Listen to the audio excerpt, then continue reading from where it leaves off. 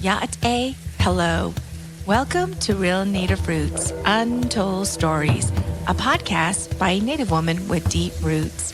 Hosted by yours truly, Vickie Boy Oldman. I am a lover of stories, a connector, and a holder of wisdom keepers. Each month, we will be connecting with our Native relatives and exploring what medicine our guests share and offer to us. Please join me on this uncharted journey to learn, connect, and reflect. Ayahat. Thank you.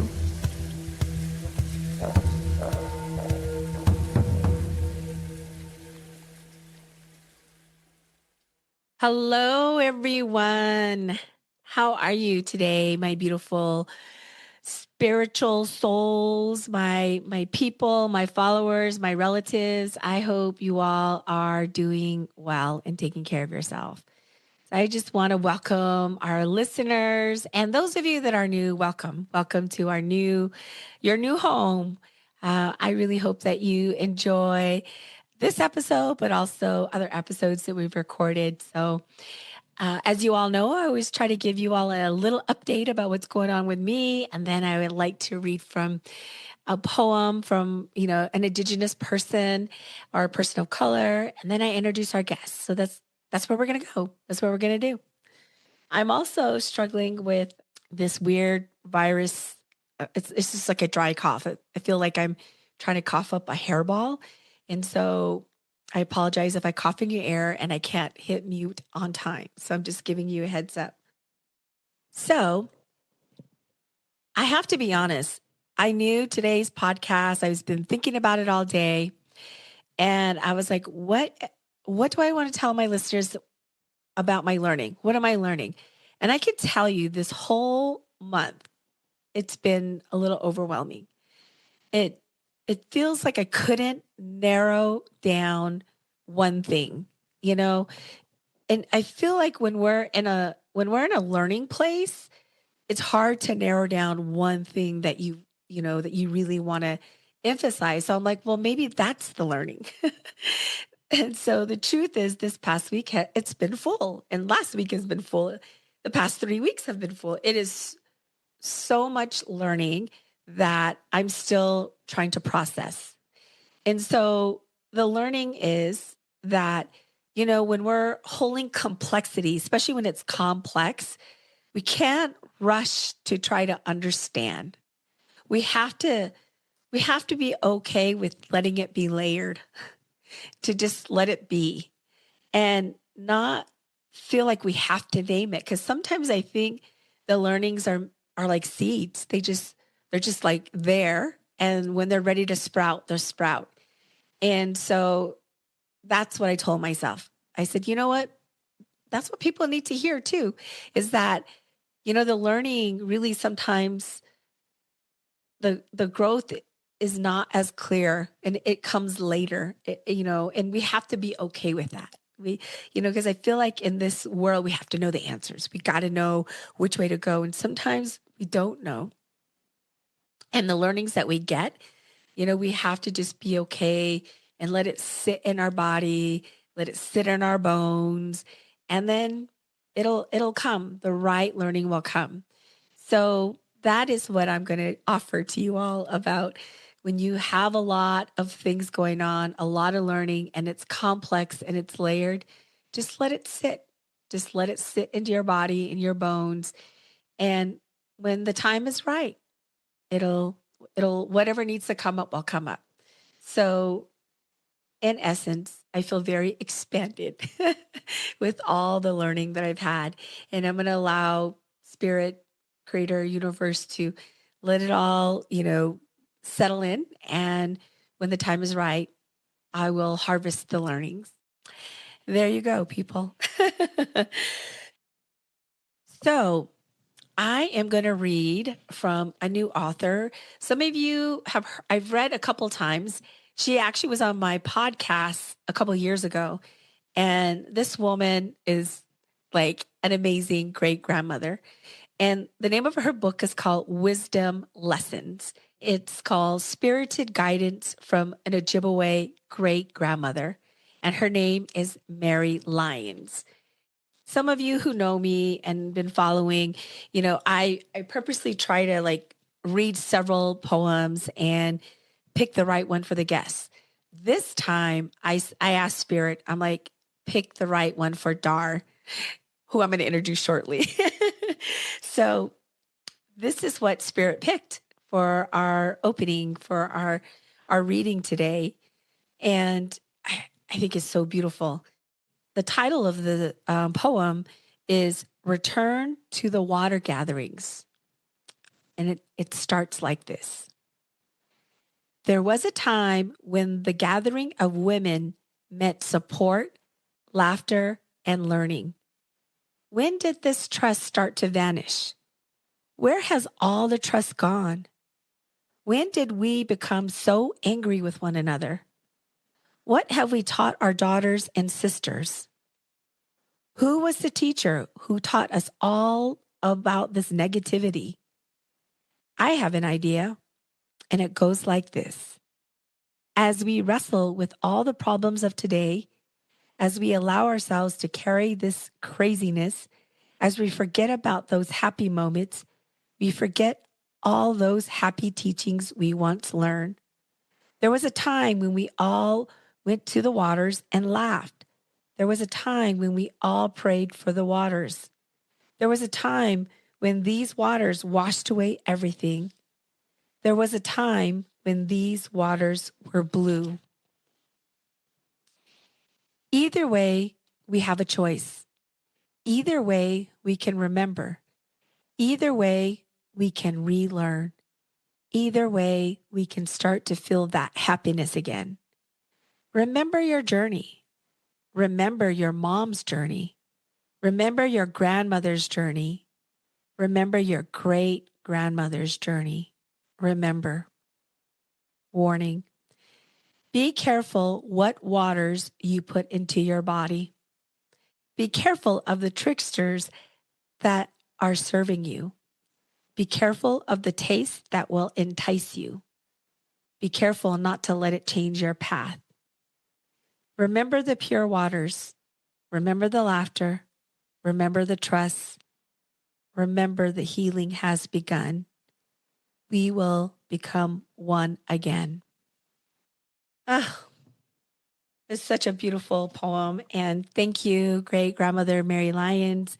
I will definitely tag you so you know I'm still reading from your book. I appreciate you sharing your medicine. I can't wait to hear what our guest thinks about that poem. So, without further ado, I want to introduce to you a friend, a sister. I've known this woman before I even became a mother. So, gosh, I was probably like 22. I don't know, some youngster who was clueless walking around Saskatoon Reservation. Spirit brought her into my pathway, and we've managed to stay in touch all these years. And, this woman is incredible. I have to, I say this in a loving way because hearing her story and then learning more about her recently when we're preparing for today's session, our little story session, I realized, oh my God, this woman has lived 5, maybe 6 lifetimes already. I mean, she's carried grief, anger, humor, trauma, justice, definitely no filter truth, leadership. She's also exhausted, she has purpose all at the same time in the same sentence. I mean, she's fiercely intelligent. So you want to go toe to toe with her, she'll take you on. I really believe she's widely undercredited. She's done investigative reporting, covered murders. We're going to talk about that. She survived a death threat. I kid you not. I was like, what? She's interviewed Native icons. In my humble opinion, she's one of my Native icons. Run youth media programs. She has a little project that she's working on about her people. She's doing MMI work, working with homeless people. I mean, she's on the ground. She's on the ground. She understands tribal nuances and the culture, restorative circles. I can go on and on and on. One thing I love about her, though, is that she recognizes patriarchy and colonialism right away. She can feel it. She can see through the bullshit. Her medicine is clarity. Her medicine is naming, and her medicine is about shaking people awake. And I love, and we're going to talk a little bit about this later on. She had said to me when we were talking earlier, I'm tired of us fighting over crumbs. While our motherland is on fire, I was like, oh my God, that is a beautiful quote. So we're going to talk about that later on because I want to tell her, unpack that for me a little. Without further ado, this woman is medicine. I know you're going to love her. It is truly my honor to welcome my sister, my friend, my longtime witness in life, Dar. Please bring your voice into the space. Say hello to our Oh listeners. my gosh. I'm Sego Guego Gorarunqua Vicky. I just love you so much. I'm sitting here listening to this. I'm going, oh my God, I'm not going to be able to live up to this stuff. Oh, It's you like will. too much. I'm like, oh my God, overkill. Anyway, so thank you so much for inviting me onto your show, and hello, audience out there. This is one powerful woman here. I've known her for, what do we figure, probably over 30 years. Oh my God. Long time, long time. We that I had to laugh right away because the first thing I think of every time I think of Vickie, I'm gonna throw you under the bus right away and rat you out. Oh my When I God. first met Vickie, we were working together down there in Sacaton, for Gila River, and Oh, I think I was doing sex education and family planning or something down there at the time, and Vickie was working. I believe, were you working with the youth? Um, I was working for the drug elimination yeah, program. yeah, that's right, the drug elimination program. We would, cross work together because that's what you do when you work for tribal governments. You try to see all the people as many times, and you make friends with everybody. And I befriended Vickie, and one day we went out, like, after work, and we went shopping because that's my We favorite did. thing to do. Yes, shopping. And of course, at the time, I was very much into lots of clothes and just all kinds of fun stuff, and wearing sandals in Arizona. I now live in Alaska, so sorry. I don't wear sandals anymore. But at the time, I was a big sandal person, shoe person, and took Vickie and we went shopping and tried on a million shoes. And Vickie at the time was so naive and so, like, I don't know what the word is, so like shy and demure and bashful, that she would not wear a pair of shoes that showed her toes. Do you remember that, Vickie? Yes. I convinced her to buy a pair of shoes that had a little peekaboo at the tip where the little toe was removed, but it was a whole shoe. But just one, the little big toe and the little toe could be seen at the tip of the toes. And that was her big introduction to being, I think, the vibrant woman she is today. Oh my God. I was like, oh my God, you can see my toe. She's like, oh my God, are you kidding me? And I'm like, I don't know if I can wear this. She was so, like, it was such a big decision to get a pair of shoes that showed her toes. And, and Now I show all my toes. And now today, of course, she shows her all her toes. She's got her nails all done. She's got makeup on. She looks beautiful. She's gorgeous, and came and grew into herself, and which is about the poem, that we grow into Mhm. ourselves. My name is Darlene Kawananoran Johnson. I am from Aguazasne, Ganawage, Mohawk.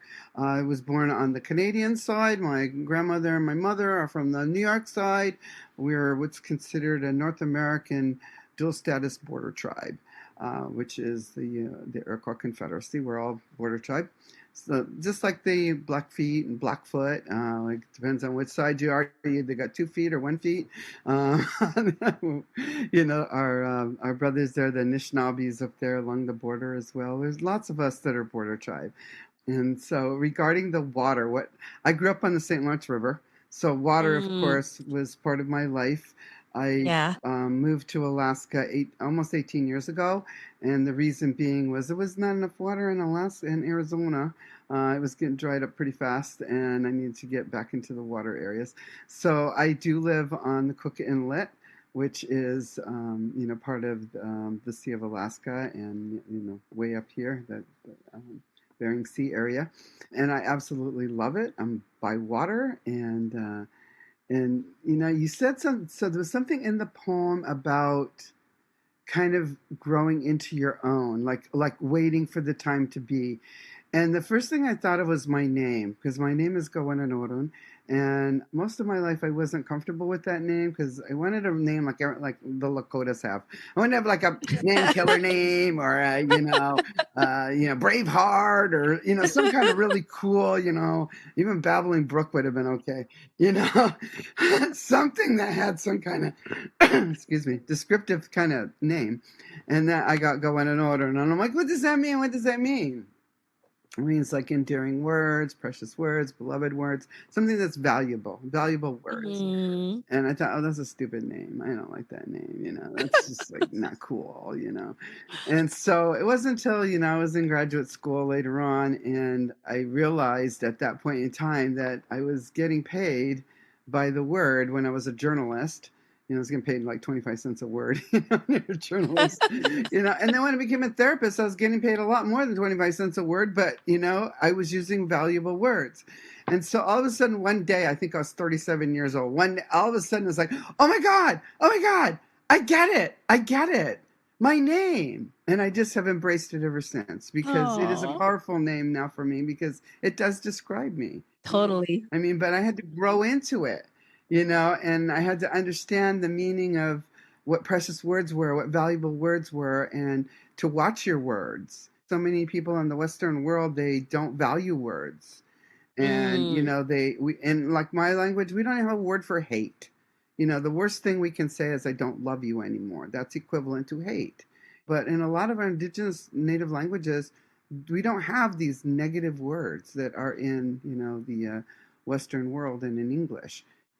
That's the part that resonated most for me, was that the changing and going with the flow and understanding that you'll figure things out. Things will come to you when you're ready. The teachings are there, and when you're ready to learn those teachings, they will present themselves to you. And recently, I was just presented myself with some stuff on women's understanding and acknowledgement of what happens when we get ADHD. It's very different from men's. And all this time I thought, well, I don't do certain things, so I don't have ADHD. But the more I research it, the more I realize, yeah, I've had it all my life. That's why I have 16 jobs, and can't sit still and start something. Why my house is a mess and all this other stuff, and I'm just like, oh, that's what it is. It's women have it different. We don't go mm, out like men tend to go out and do things like, you know they're more the daredevil-y kind of stuff, like they'll ride their bike off the top of a roof, where that just goes to show you why women outlive men, because we don't do that when we're younger. We don't ride our bikes off the roof of the car, off the roof into the snow or in the leaves or whatever. But I am just so, so honored that you said yes oh, wait, and thank that you, you're here. thank you. And I love that you shared your name, because I did wanted to ask you what your name meant. And I love how you just naturally weave that in, and that you've embraced that, because I find that the poem, when it talked about women circles, I automatically, it's funny as I was reading it, because you're here, we're seeing, it made me think about when we were working together, how, I can see that how women don't support one another in a loving way. They may pretend that they are, but later, behind your back that they're not. But it made me feel like we had our circle then. I mean, you saw me, you knew that I was a clueless young Native woman who didn't have open toe shoes. I love that. And you brought me in and got my first open toe shoe was with you. And just hearing all of that, and then you're just also naming another part of you that you have owned and that you are welcoming, and that's having ADHD. Because you told me that the last time we connected, you're like, that's why I can do lots of things. It's hard for you. I think you said it's hard for you to follow rules. Yes, yes, yeah. My favorite thing is my boss. I work, on a contract right now for the 3-year contract, and my current boss. I just said that to her yesterday again. I go, just wanted to remind you, I talk back and I don't listen. And she goes, yeah. And she's sitting next to somebody else, and she goes, and she tells everybody that. She's just straight Uh, up, right up, in your face. So if you want somebody that doesn't that talks back and doesn't listen, then she's your person. But she also thinks way out of the box. So oh yeah, yeah, totally. yeah, Well, let's go back a little bit because thinking about ADHD, I assume you were like that as a child, like your yes. whole life, Mm-hmm. right? So, well, let's go back a little bit. Tell me a little bit about what it was like growing up Mohawk between the reservation and New York and, an In the iron worker. Southwest in Well, California. I think you had said you had a weekend warrior dad. Yes, yes, that's And I how was like, I never heard that. So, yeah, tell us a little bit about that, yeah. a little bit about your parents and life growing up. Yeah, yeah. Well, I grew up on the St. Lawrence River on the Canadian side of the border, where my rest of my family's on the New side. Anyway, and my father was a high steel iron worker, as was pretty much all of the Mohawk men and a lot of the women now took up iron work, and that's historically started like way back in the probably early 1900s, late 1800s with bridge building, and it evolved from there into high steel ironwork in New York City. And it ended up that I had a weekend warrior dad as a result of that, because my father was a high steel iron worker, and he went away, to New York City as all the other men did, and it was one of those things where on Sunday night we would see all the cars, we'd just see tail lights full of men. There'd be at least 4 men, maybe 5 men if they had a big back seat. 5 men could fit in a car, and they all took off to New York City from, our reserve is right outside, our territory is right outside of Montreal. So they would take off and go to New York. Sunday afternoon, around noon, we'd see the taillights all taken off. And then on Friday night, around 9 o'clock, we'd see all the headlights coming back into town with all the dads. And it was Oh, so good, because we knew our dads were coming home. And so, the Iroquois Confederacy is, matrilineal, very strong matrilineal. So, of course, the moms and the grandmothers were the ones that stayed down and took care of all the children and took care of everything. I mean, we owned the land, we dispersed the food, care of everything. Basically ran the town Monday through Friday. Well, actually, all the time, because when the men came home, they just brought they were providers and protectors. So they brought the protection medicine back with them, and then they also provide for us with, at that time, it's money. And so they would bring the paycheck home, and mom would take care of all of the bills and all that stuff. And our dads would go play golf Saturday morning. So we all knew all the dads were on the golf course. They'd be on the golf course like at 6 in the morning, so they could be home by the time the kids got up, if we weren't already watching cartoons. And then we would have our Saturday with our dads, and we would do family things, picnics, all kinds of stuff, go wherever, take a little trip. And then we'd have Sunday morning was our big gathering. It was either grandma's house, or at our house. But we'd all have, the men had to have a big breakfast to go back to New York and work. So we'd always have steak and cornbread. And it's not like the kind of cornbread that you guys probably see, like the fluffy kind of stuff that mm. comes from Marie Callender's. No, this is some pretty hearty stuff. It's kidney beans, ground mesa, and it's a little bit of oatmeal in there, and it's like a hockey puck. It weighs a ton.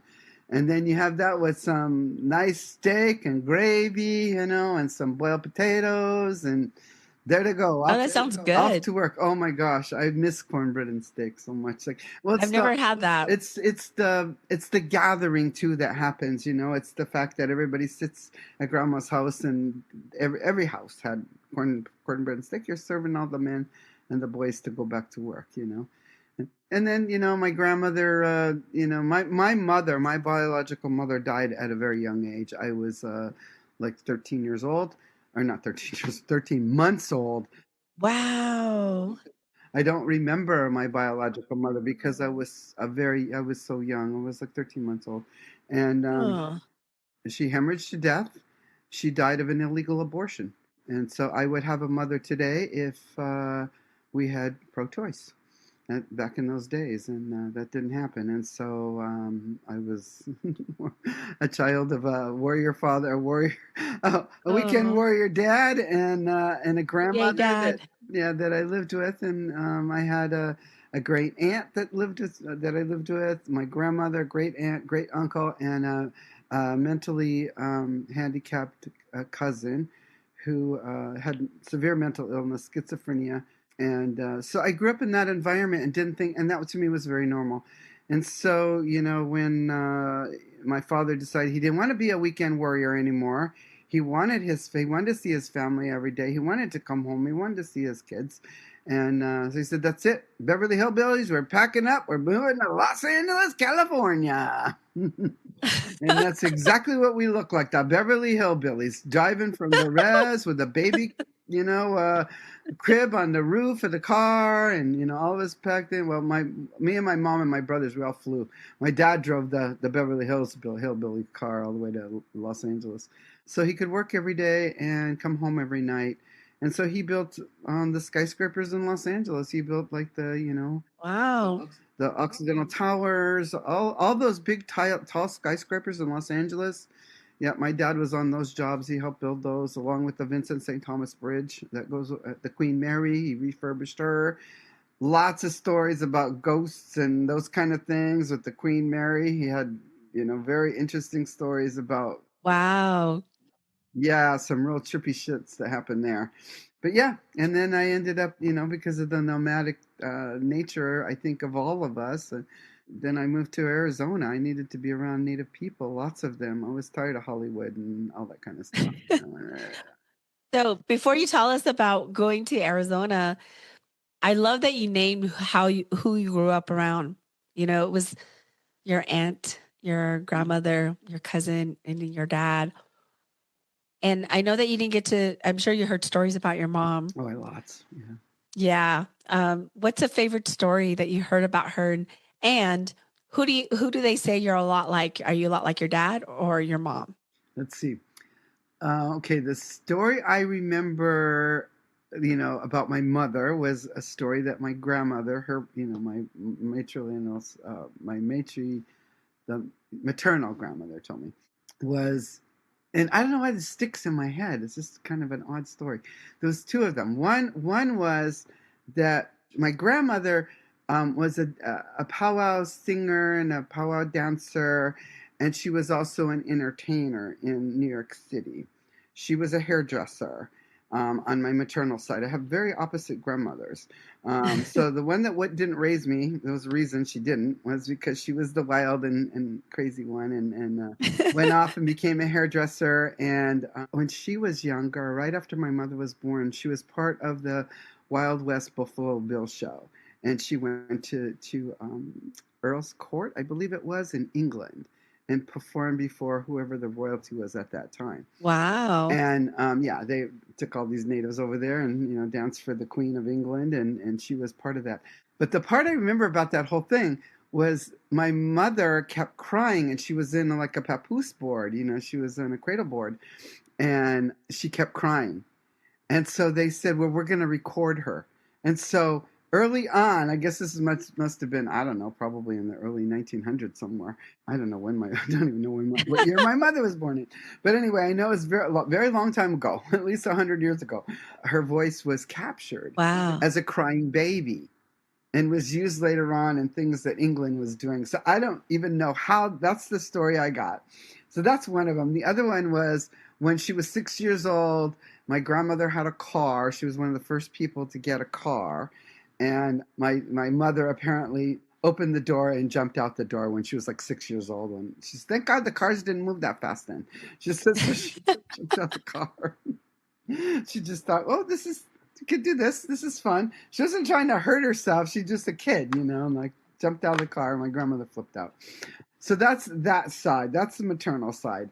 The paternal side, my dad's side, very, very, very traditional.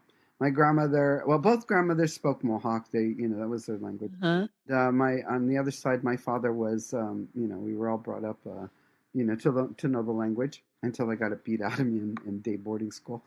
Then on my father's side, my grandmother never drove a vehicle. She never went on a plane. She went on a train once. She took the bus and she walked. She didn't even ride a bicycle. She's like, no, I don't want to do that.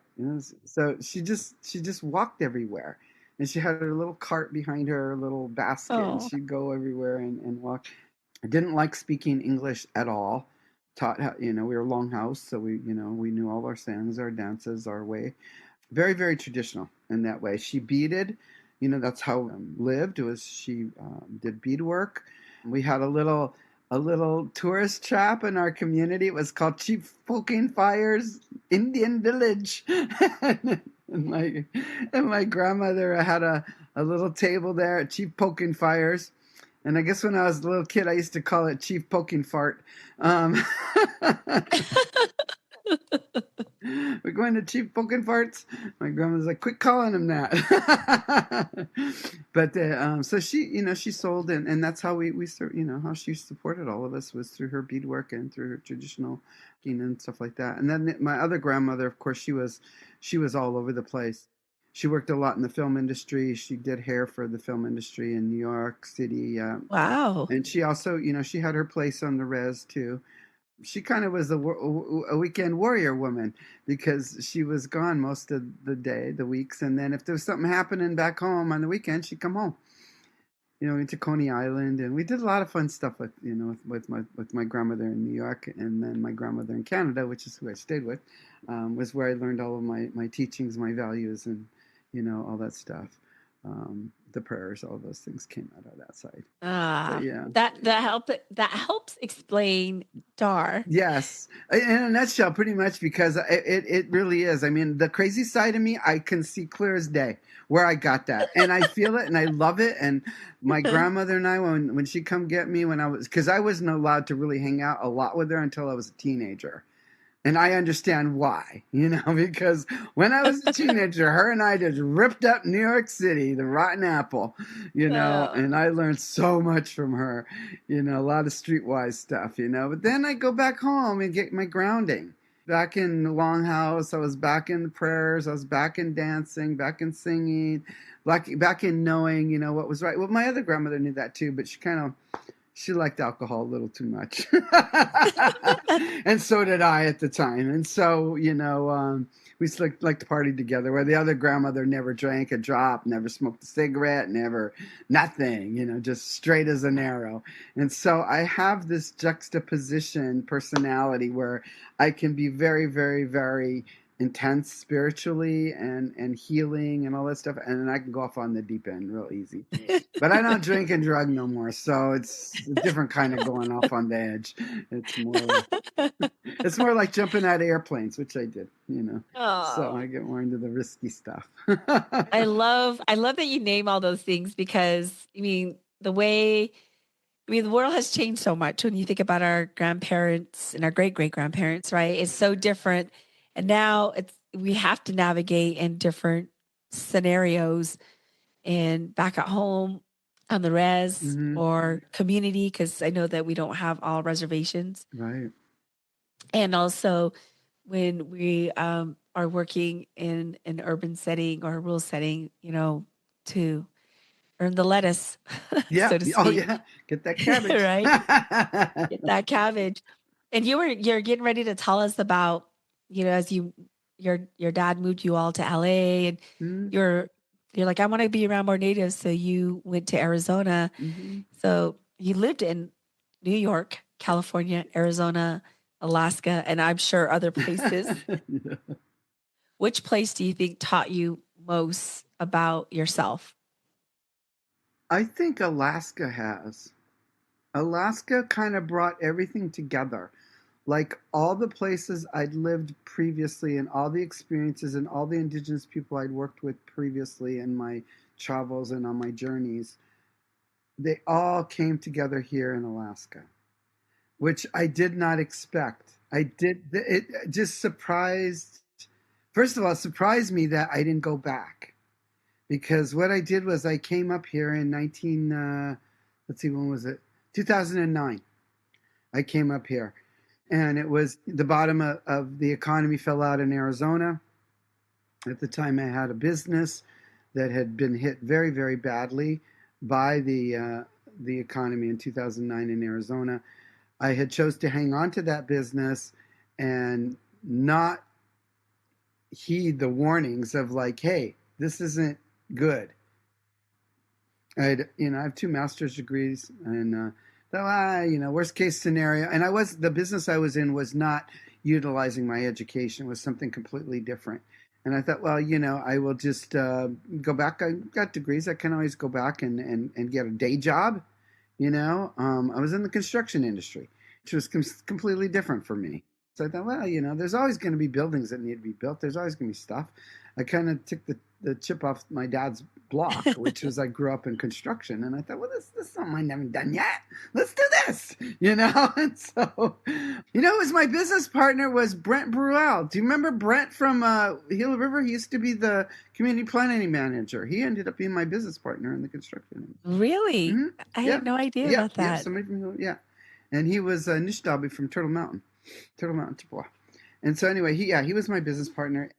Neither one of us really took the what's it called, the warning signs as being serious, because it had happened before. Like the economy had tanked a little bit, but it didn't tank like it did in 2009. Bottom line, ended up having to shut down the business. And by the time I got the clue, it was a little too late for me to be in a good place. And it ended up that my house went into pre-foreclosure. I owned a house in Mesa, went into pre-foreclosure. And I was thinking, oh my God, what am I going to do? This is like serious. So I'm out there, like, by education, I'm a social worker and a therapist, mental health counselor, therapist. And so I'm putting out applications to everybody, like, I don't care what it is. I'm looking for a job, substance abuse. I don't care. Give me something. Nothing.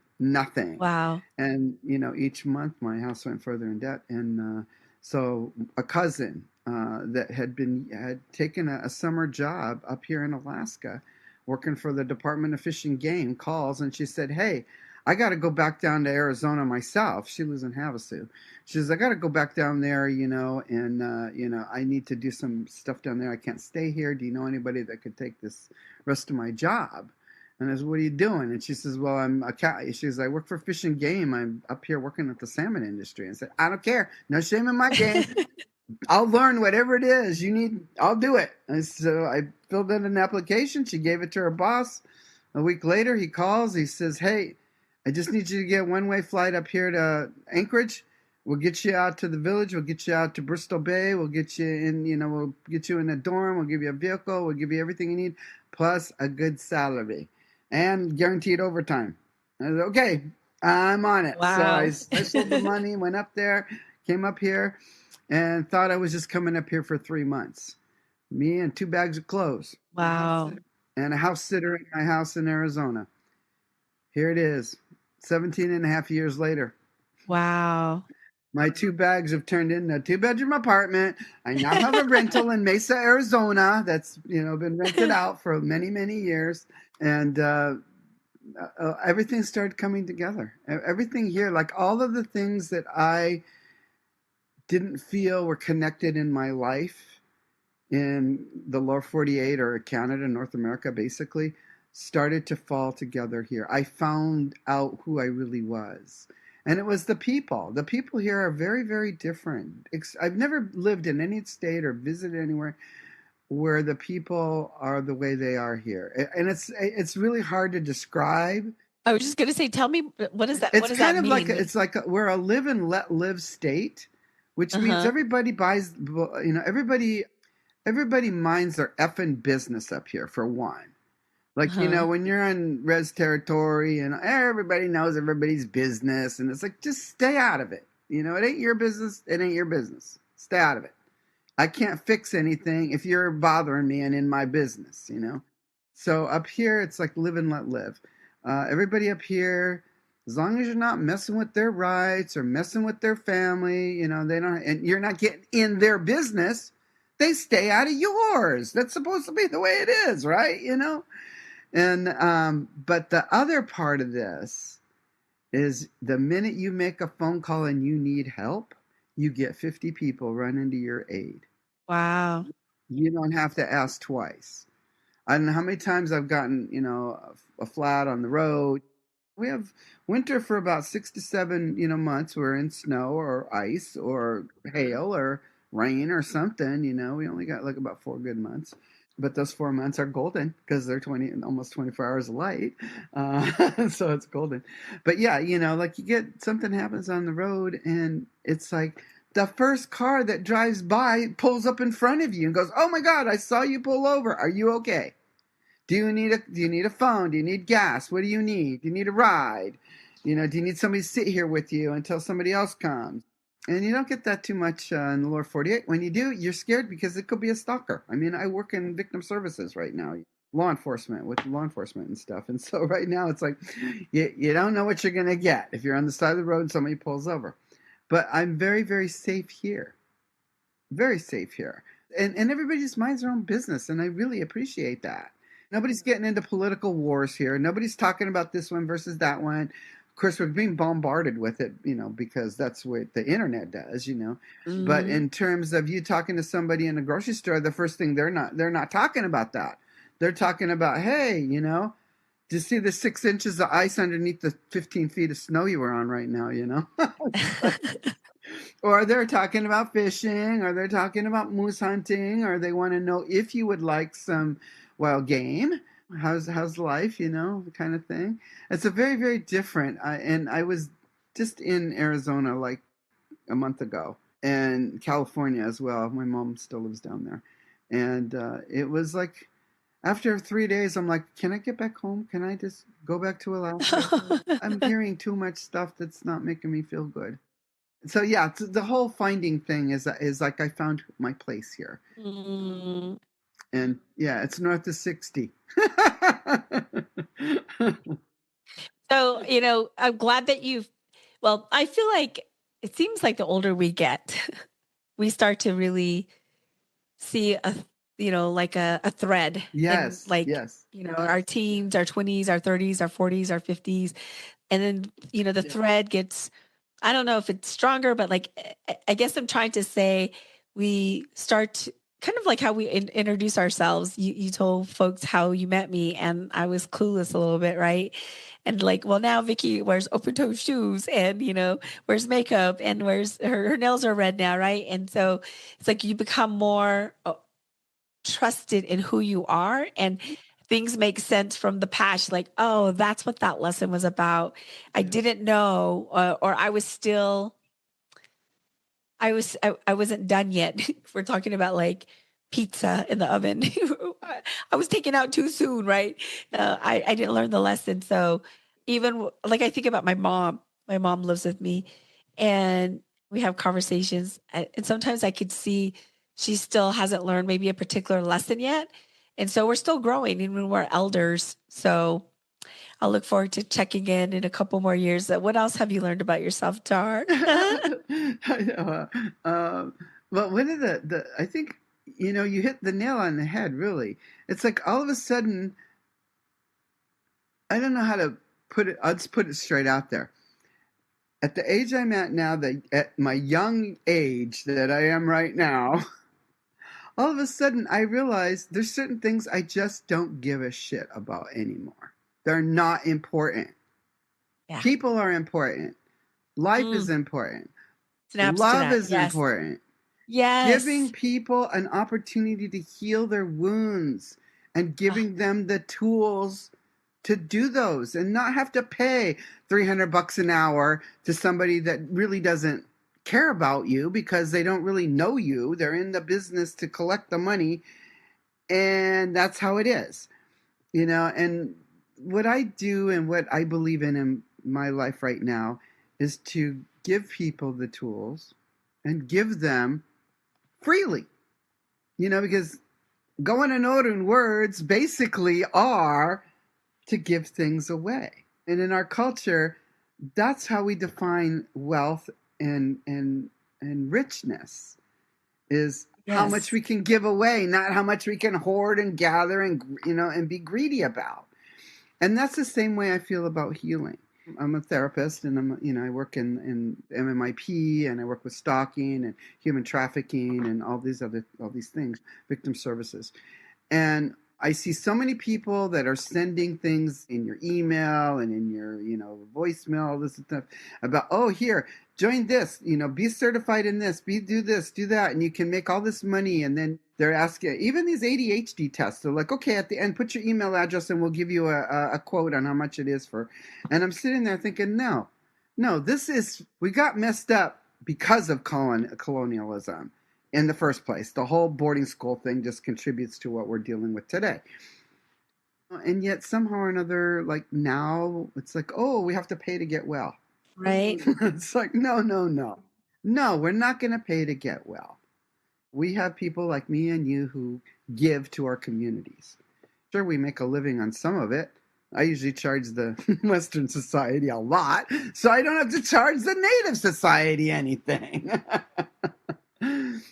Reciprocity. Hmm. Yes, it is. It's the law of reciprocity. So yeah, so I think the healing is a big thing that I got up here, was understood how I could heal myself, and I healed myself through, you did at the beginning, grounding, through the environment, through nature. I mean, I Yes. cannot think, I guess that's why I had a hard time when I was in California and Arizona last month. Was here, I look out my window and I see all kinds of trees. I see a lot of Yeah. snow too, but I see lots of trees. Squirrels running across my deck. Yesterday I'm pulling up. A mama moose was in the front with her baby moose. Oh. I see bears in the summertime. And that's what heals me. It's like I am so close to nature and so connected that you can't deny that we're all related. When I got Right. a moose going through my backyard, it's like, hello, hi buddy, hi sister. I see eagles just flying all over the place. We got all kind of eagle. Oh my God, it's like Eagle City. Feathers are dropping out of the sky. And I'm sitting here thinking, now how can that be wrong? How can I say that this is not healing? And I know when we're in cities and stuff, it's different. It's very different. That's why, this is my home Yeah. now, because we don't have access to that. But we have access to people that do have that. And we have access to the internet.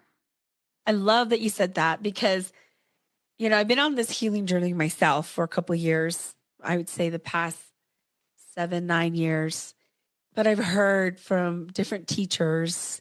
When I say teachers, I mean elders, Mm-hmm. relatives, even friends. But I hear them talk about every single time to to calm ourselves down, to really go within. Every single one of them has said, be in nature, Mm-hmm. go outside, You have hug a to. Yep. tree, go Yep. for a walk. Mm-hmm. Mm-hmm.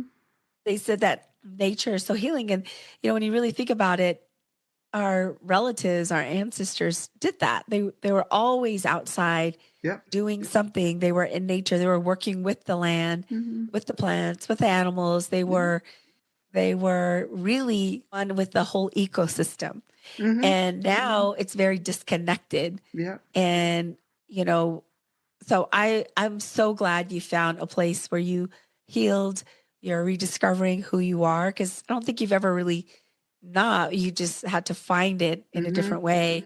And I think that's so beautiful Yeah. because And I love yeah, like when you were talking at the beginning, we were grounding, and I had to laugh because like that is a big thing now, the word grounding. All these like the Western people are calling it, oh, I'm grounding and take my shoes off and walk. And I'm like, you're just discovering that in 2025 that there is an earth, kind of like the people that discovered Earth Day.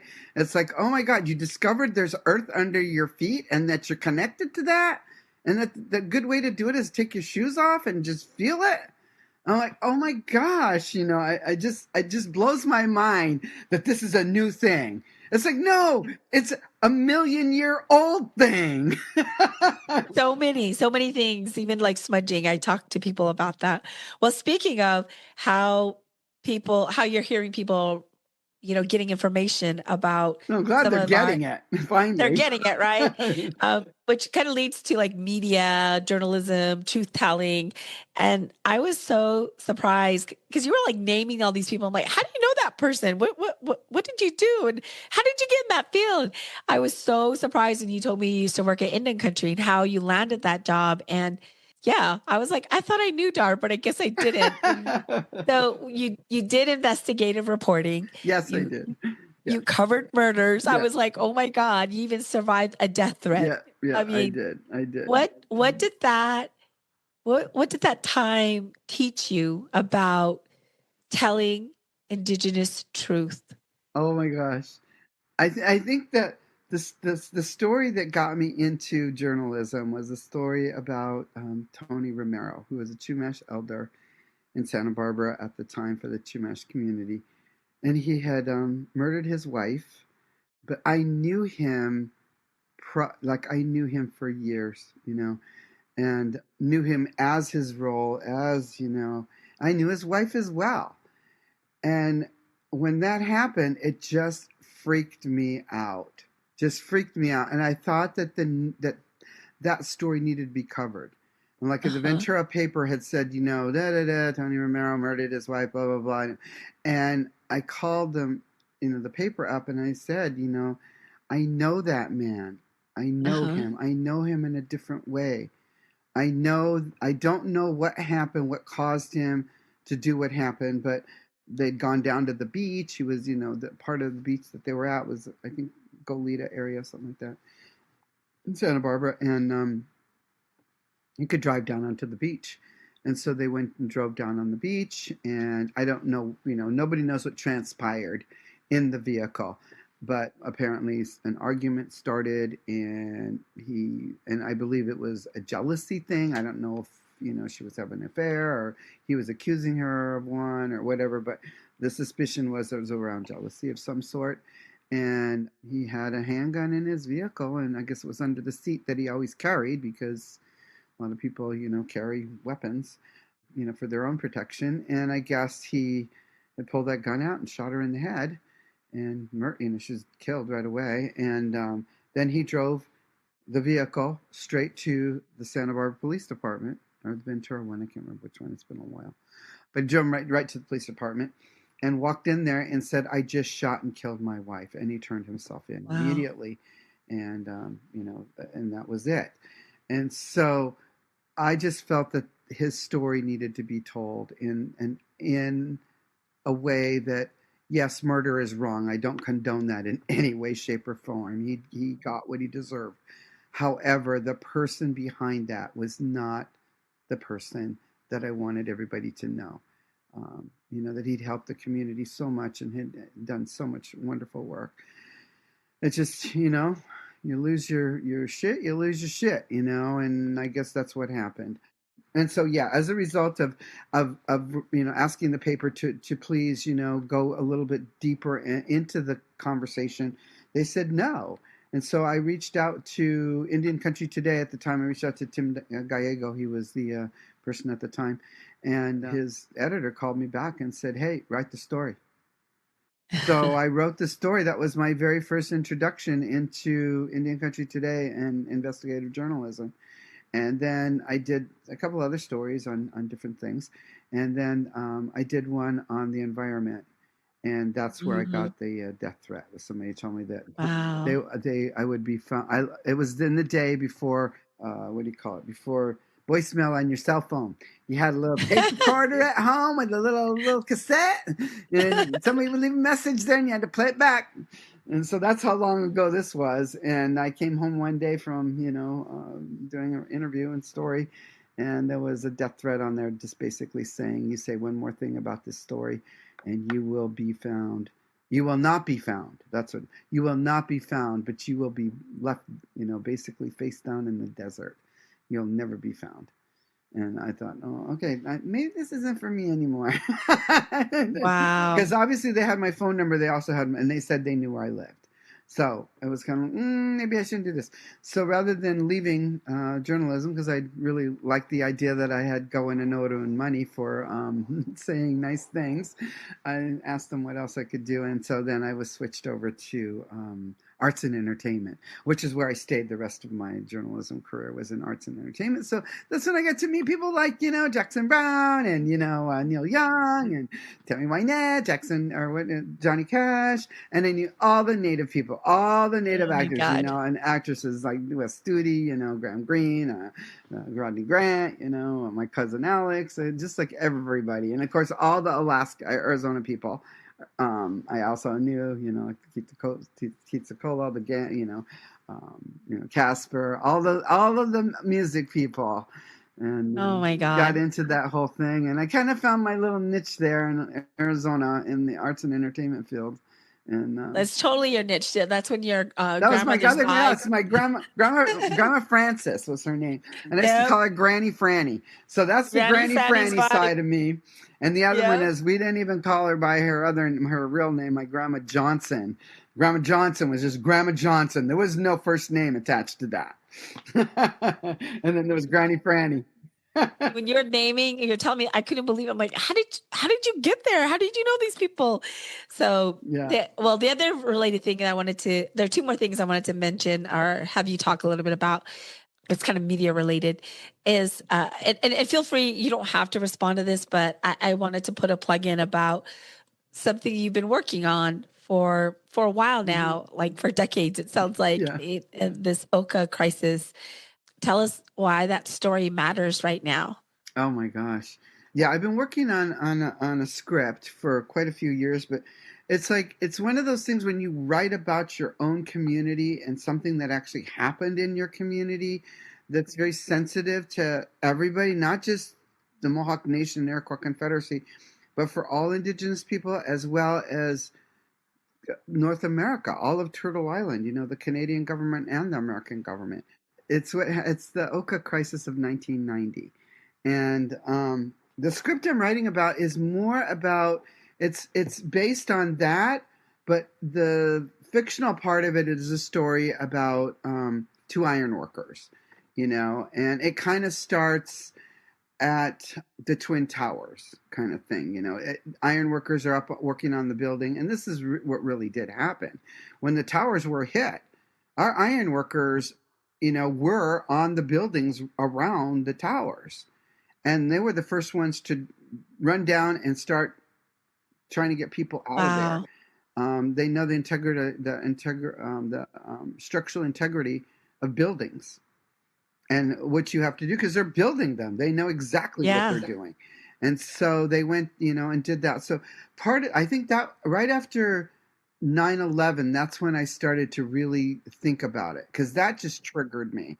Because my grandfather and father and uncles, built the World Trade Center.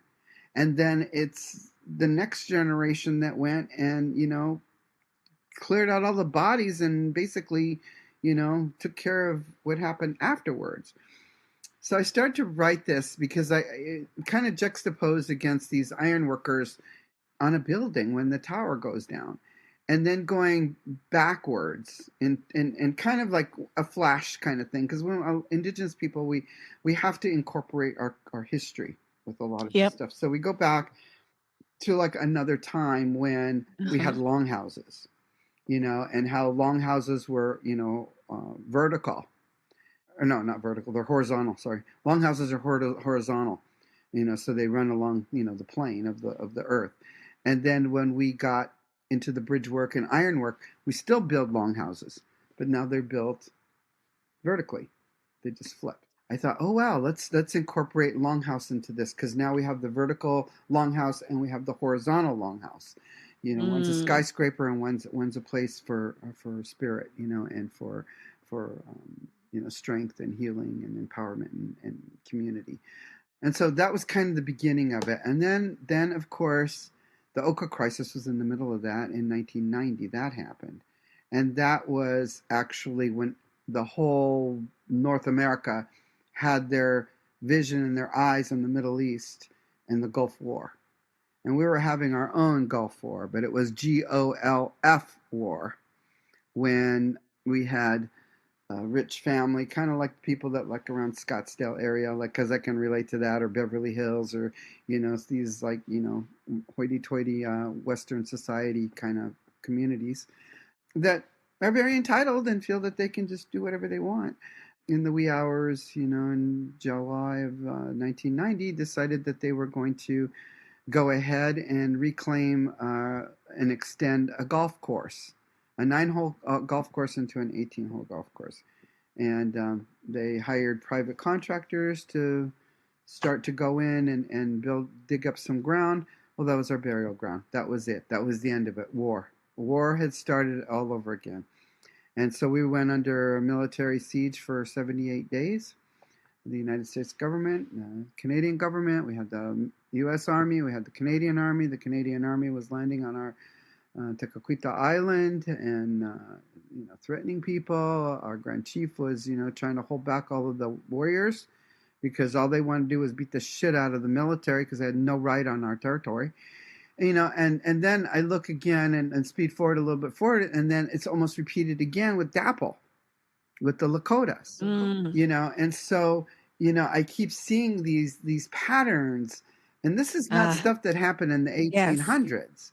I mean, maybe the 1900s, at the end of the 1900s, but so I feel like I need to finish this script and write it. And I already have people in mind that I want in there to play like the bad guy and to play the good guys and to play, of course, we want all the friends, all the family. We want, Wes Studi, we want Graham. Well, Graham, not Graham. Rest in peace, Graham. But, Wes is around. We have a lot of, actors. We have new actors. We have young people that are coming in, So, and I would like, a native director, so it's kind of like the whole, keep going. I just need to call Kevin Costner up maybe and see if he can give us some money.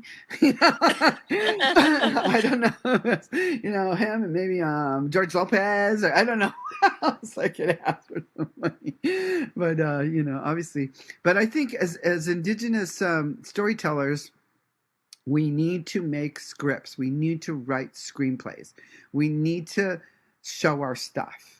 I mean, I make little films all the time. I do shorts and stuff, though. I did the Attack of the Killer King Salmon. It was like one of those featured things here at the film festival, and it was a big deal. It was like, oh, look, this is a little native film, and it's like, and so it's kind of like, I like to encourage people that are creative and filmmakers or writers or actors or dancers or singers to get out there and do it. And you don't just have to do it the traditional Indigenous way, which is, I think, the stereotypical way that Western society wants to see us. They want to see us in, buckskin, beads, belts, horses, which is the history which we can't forget, and we're not going to forget. We're going to remind people of that, which is good. Yes. But we also live today in 2025, and nobody knows what we do. Like, people don't know, like up here, I'm on KNBA, the radio station up here. It's Alaska's Native Voice, and it's called Alaska's Native Voice for a reason. Dar does not play powwow music or flute music on my radio show. Diamond Dar's Traveling Medicine Show, which started actually in Globe, Arizona, on KSLX in Phoenix, is now up here in Arizona, in Alaska.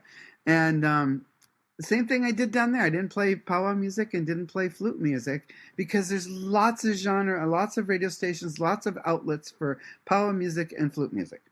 There wasn't an outlet for Native people that do blues, reggae, country, opera, rock and roll, top 40.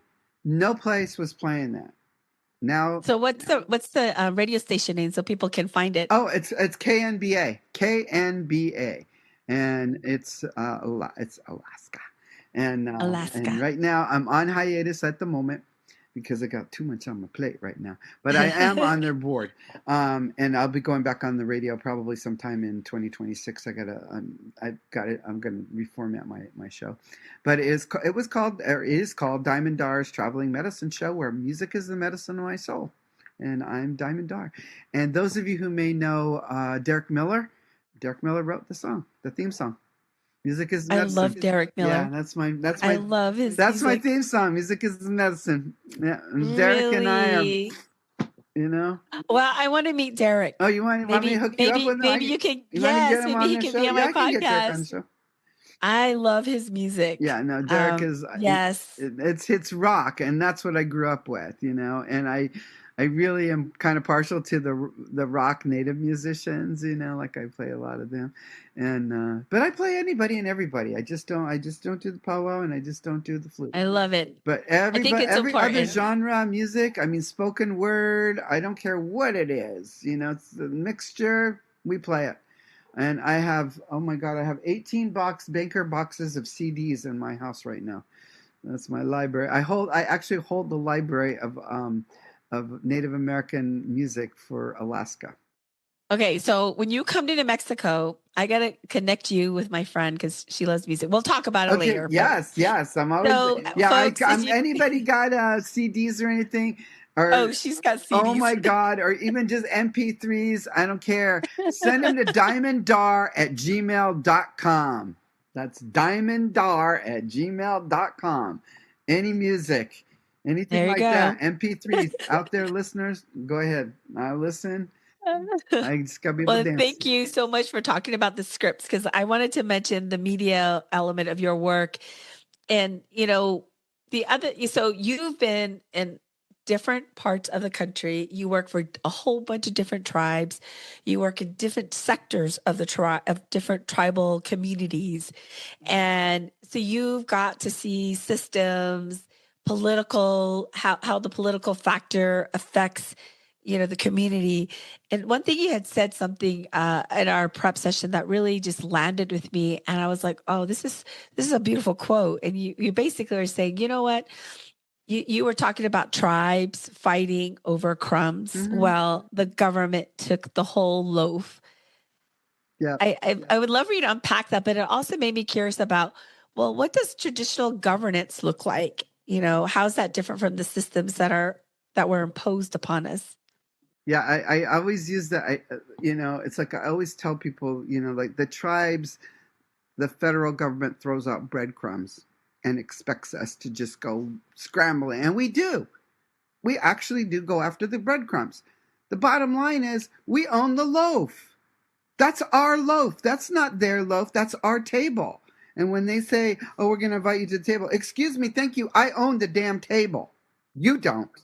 And one of my other, now you got me on this pet peeve thing. My other pet peeve thing is I was at a meeting about 6 months ago, and I just got hotter than a hornet because they sat there and they're saying, well, we invited you to the table. We invited you to the table. And I just sat there and I'm just going, okay, at some point I'm going to blow up. And finally, one more time they said it, and I was like, and I just had to raise my hand and give me that microphone and went right into it about, it's not your table, sweetheart. It's our table. And the other thing is, you have these meetings and you always tell us to bring our leaders, to bring our chiefs, our people that can make decisions. We always do. And this was my exact words. Where the fuck are your chiefs? Right to the federal government. I don't care. Where are your chiefs? We brought ours. Where are yours? You're telling us you want to make a deal, you want to make a peace with us? Well, where's your chiefs? You send your Right. peons. We don't send our peons. We bring people that have power. Yep. Oh, Yep. yes. And so that's where so my thing is always to confront. Don't be afraid. I tell all the tribes here, don't be afraid. You are a sovereign nation. You have the right to question what the governments are opposing on you. It's your government. Yes. And you have the right to question them that. They can't cut you off. They can't turn around and say, well, we're not going to give you. They're obligated. That money is obligated to the tribes.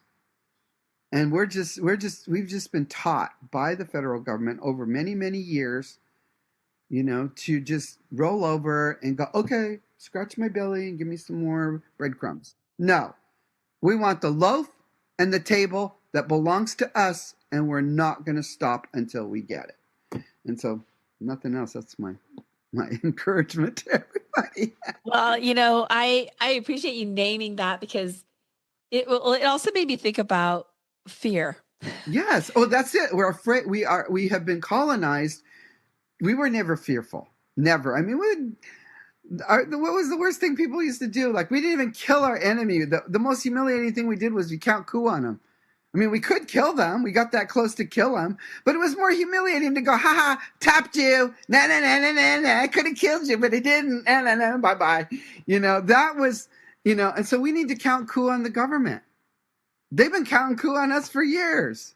Yeah. And we need to do the same damn thing. We need to just flip it and say, hey, this is who's driving this bus? We are. Right. It's our bus. We need to drive it.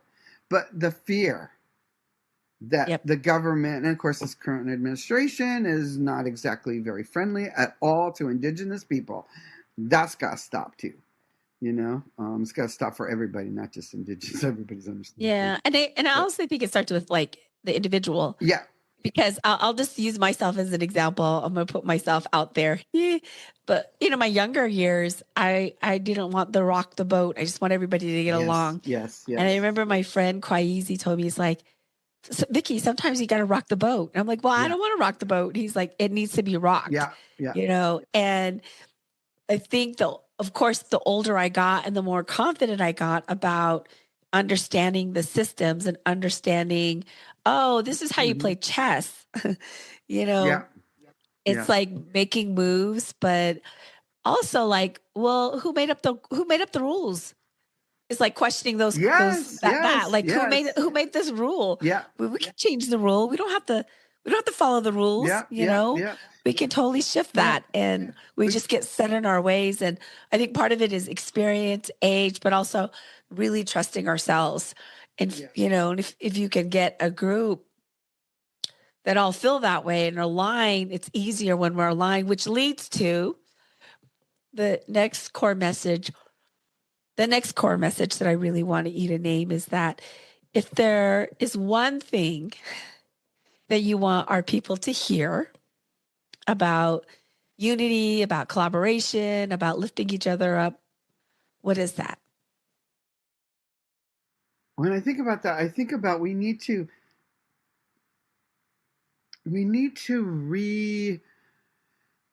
I don't know, lack of a better word, reclaim our traditional values and our history, and our not our well, we are in our history, but our traditional governance. I think is something that we need to look at. Western governance is like 51%. Well, you got 49% of your population pissed off at you. That's not fair. That's not a right governance. Most of us have a matriarchal society, which is where the women seemed to work for thousands of years for us. We didn't have no problems. Women were in charge of there was a true equal balance between genders. The men knew what they did, what they were responsible for, and the women knew what they were responsible for. In traditional governance, it was consensus. It wasn't 51%. Everybody had to agree, and then we sit there until people agree. There's got to be a compromise somewhere. But everybody agrees at least, okay, well, I know what I'm getting into now. I know that I don't agree 100%, but I'll drop it down to 75%. I'll give you your 25 and I'll hang on to 75. Okay, fine. We can live with that. Or if you do the 50-50, that's fine. Whatever, but it's consensus based. So I think that that's part of it is we need to listen to each other. Not just put, hearing as a sense, it's ear, so we can hear. But listening is a whole other thing. And I think we need to listen to one another. That's the biggest thing. And communicate. Communication and listening, I think, are the two things that we need to do and be able to use our voice. And not be afraid to use our voice. And if you can't use it, find somebody who is not afraid to use their voice. It doesn't have to be Yes. you. There's different ways of using our voice. I mean, there's through music, there's through dance, there's through people going to rallies. Some people like to write, some people like to make phone calls, some people like to do social media. Mm, But just don't be quiet. Just yes. use your voice in whatever way you're comfortable. And in your community, please be nice to each other. I mean, we only have each other. We're here for like thousands of years. And thank God a lot of people are, our populations are increasing, which is nice. Please be nice to each other. I mean, the domestic violence, the hurting, hurt people hurt people. So if you have a hurt person in your family or in your life, help them get healing and stop hurting each other. I mean, because that's not our way. It never was our way. That's something we learned, and that was through institutionalization. Through boarding school and through other kinds of institutions, we have been taught to be mean to each other and to not love each other. And it's what, 3 generations now since the what do you call it? Since boarding school kind of times, and we're just now starting to feel some of the change. We need to just keep doing that, just moving forward, and hang out with people like Vickie. And Dar. Well, I say Dar because you really made me happy when you said, "Don't be afraid." And if you're afraid, then find someone to be the messenger Find because there your are different helper. ways.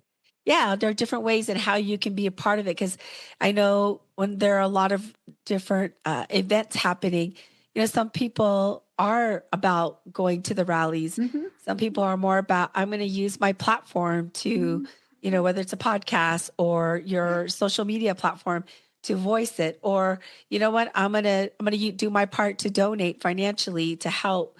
So if anybody gets thrown in jail, at least I'm putting money into that campaign to help our activists. So, and there's medicine, there's Yep. healers. Yes. um, Yes. so use, whatever your gift is to help the cause, to lift our voices so we can support one another. It's beautiful that you're naming that, so you don't have to be the voice. Because this is part of the big plan to annihilate indigenous people. Has always been divide and conquer, which we've sucked ourselves into several times and done it. The other thing too is to kill the Indian, spare the child. I mean, that was a federal mandate.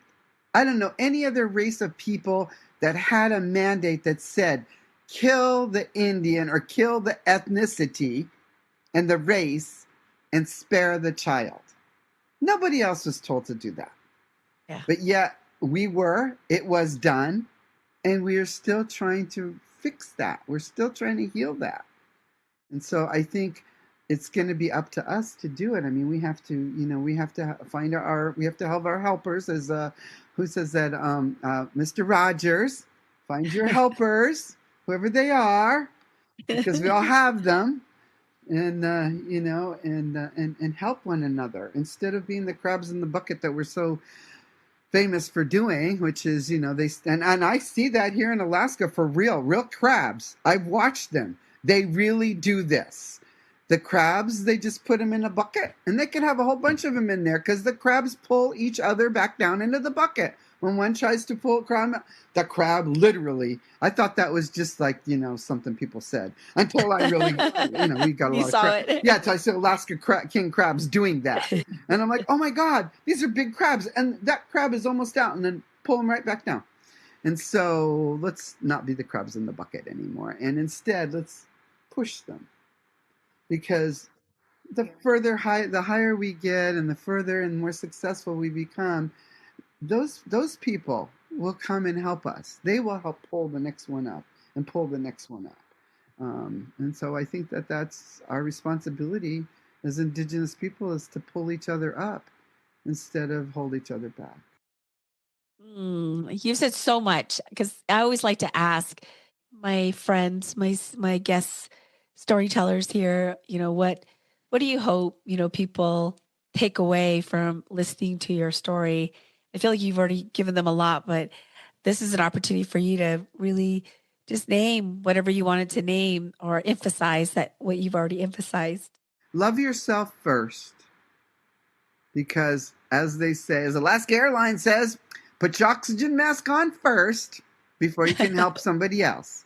So give the love to you first. I know a lot of people think that that's very selfish or self-centered. And Indigenous people, I know some of our values are like, that's kind of greedy. No, it's not. You need to love yourself first. Really love yourself. Not conceit, that's different. But really love who you are, embrace who you are, your flaws, your strengths, everything. Embrace it all and be happy with who you are, because once you start loving yourself, you'll have so much love to give to the rest of the world and so much for your people. And just, one day at a time, 1 minute at a time, whatever. But please love yourself first in order to be able to create more love for other people on the planet. We're all connected. Just remember that too. We're all related. We are all And we're related. all connected to the planet and to all of the things and nature. And Once you scrub off the skin, we all look alike underneath. yes, we all bleed red. Really. Yeah. All of us do. That's a good I color. love that you ended it that way in terms of loving yourself first, because I think sometimes that's one of the We hardest things to forget. do. And it's Yeah. hard. It's hard. It really is hard sometimes because we grow up in a society, especially with Indigenous people, we've grown up in a society where we have not been honored in a dignified way. Yeah. And we have not been told, that it's okay to love yourself, and then we mix love up in the field I'm in. We mix love up with abuse. Like if you've been raped or traumatized or victimized, and that's your interpretation of love, then that's not good. So you have to get the healing in order to truly love yourself, because we get mixed messages, especially those who survived boarding school and victimization. It's a very strong mixed message. And so it's not that kind of love. It's loving yourself enough to heal, loving yourself enough to get help if you need it, loving yourself enough to help somebody else if you can. That's the unconditional love. What they call that? Unconditional positive regard. Yes. If you We want, could definitely do a part 2 with you, just talking, because we didn't even get to talk about your work on the ground, but we might have to bring you back next year. So I'd be more than happy to come back much more. anytime. Anytime. Well, let's do a fire round. I always like to end with some fun questions. Okay. And so the point is, this is supposed to be fast, fun, Oh, and not geez. overthinking. Okay. Okay. This is the ADHD part comes out now. All right.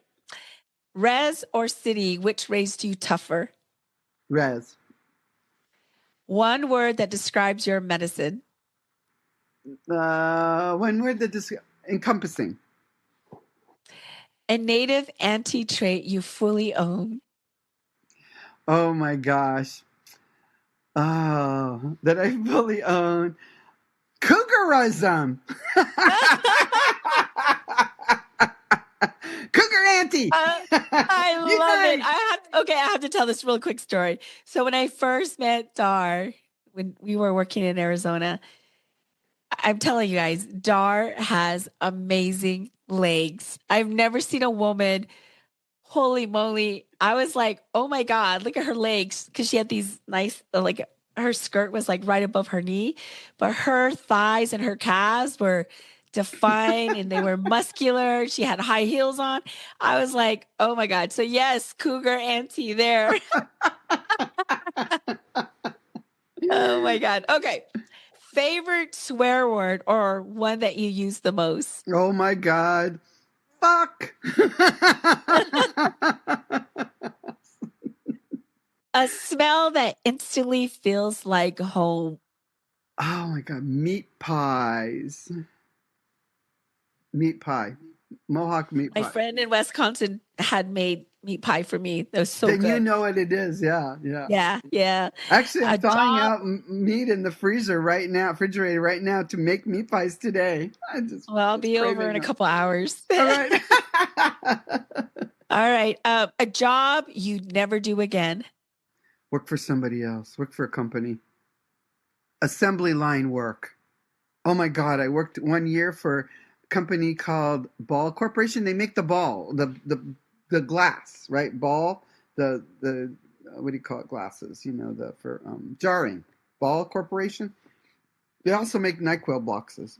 They make a lot of glass, and I worked for them for I think it was 4 hours on an assembly line, putting NyQuil boxes together and then putting the glass jar inside. And I think I did it for 4 hours, and I kept looking, when's break, when's break, when's break. And then finally I made it to the break and got through that. And I thought, okay, I can make it the rest of the day. I got to lunch and checked out for lunch, and that's it. I'm done. I never went You back. never came back. No, I can't. No, my ADHD will not allow me to do something that repetitive for any length of time. Oh my God. Okay, something that still makes you laugh no matter what. No matter what, a good clever joke. Somebody that's really good with words and cleverness. Witty. Yeah, that would not be me. All right, last one. One thing you want to tell Indigenous youth listening. Listen to your grandmother. Listen to your For dada. real. No, for real. No, I would say, be strong and blaze new trails. Blaze new trails. Whatever they are, blaze some new trails, because we need some new trails. And blaze them and heal yourself and stay strong. Oh, And always talk to your grandma.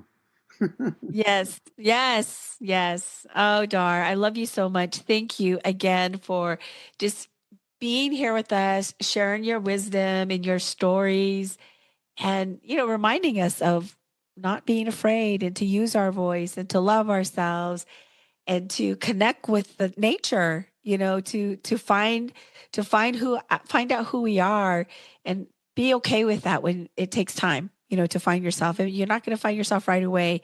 And so you've shared so much, and I'm looking forward to you coming to the lower Oh 48 so yes, I I'll can be see back. you more. I know. I love you. Thank you Love you again for your too. medicine, and you take care. Okay, you too. Love you, darling. Have a great one. Bye bye. Thank you.